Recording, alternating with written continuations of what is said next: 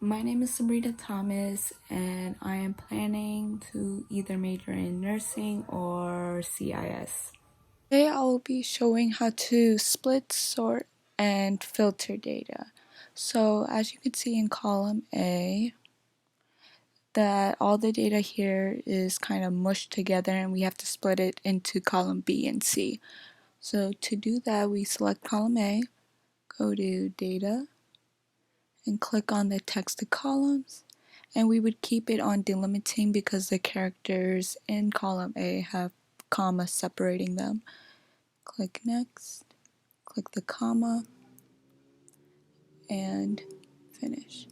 And as you can see, column B and C, that has the data from that was all mushed together in column A.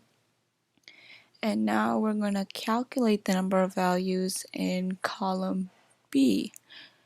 And to do that, we will go to column E to calculate this, E1. So we put the equal sign, put our subtotal function, parentheses, and we put 3 because the function we'll be using is the count A.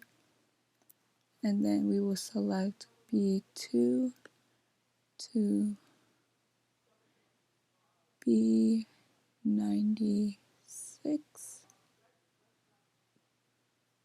close parentheses, and click enter. And as you can see on cell E1, it shows 95, the number, which is the number of values in column B, and you can double check that by just scrolling down.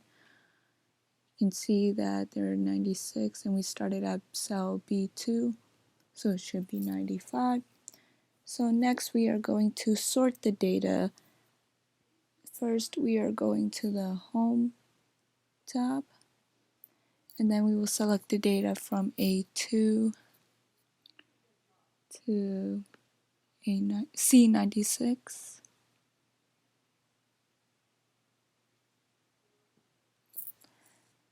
Then we will select the sort and filter, custom sort, and we will start by sorting column C. We'll sort that from A to Z. The next one we will sort by, we will sort column B, and we're going to sort that from Z to A.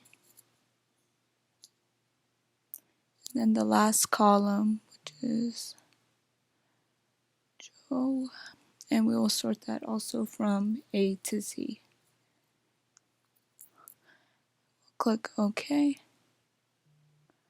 Now as you can see, the data has been sorted the way I put it in the sort and filter.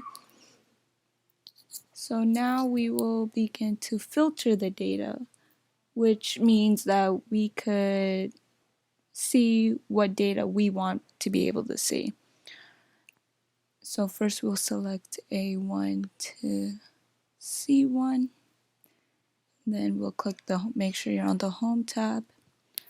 And we'll click the Sort and Filter. And we'll click Filter. And then as you can see from A1 to C1 that they all have the triangles on them. And then next we will activate the filter to display only the heroes containing the letter S in their last name. So we'll go to column B because that is their last name. Click the filter button and we would click the select all because we're looking for letters with S anywhere in them. So we can do that by looking at each name and seeing where they have the S, like right here. Banks, it has S in it. But obviously that would take too long, so if you put the S right in the search bar, it'll automatically put the S. And click X, and as you can see from the data, the last name, anyone that has an S in their last name will be shown to us. And so as you can see from the limited time I've been using the Excel program, you can see that I have Excel in this. But yeah, thank you for watching.